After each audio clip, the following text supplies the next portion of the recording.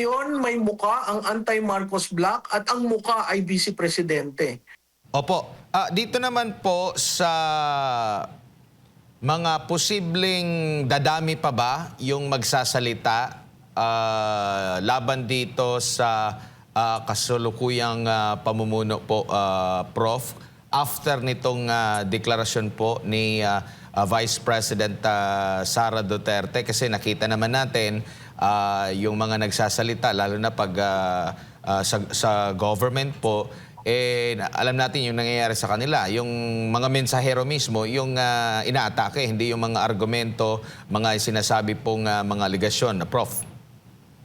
Alam mo, Admar, tama ka, no? Magsasalita ba?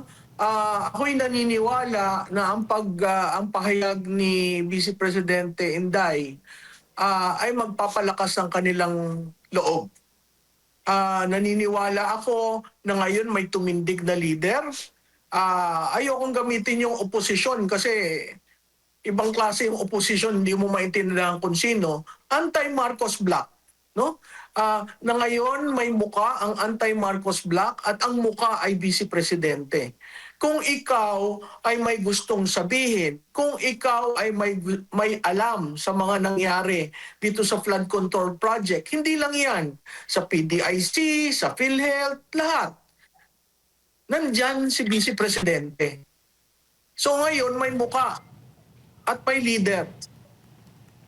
Opo. Ako'y naniniwala na magbabago at mas marami pa ang lalabas na magpahayag ng katiwalian dito sa administrasyong ito.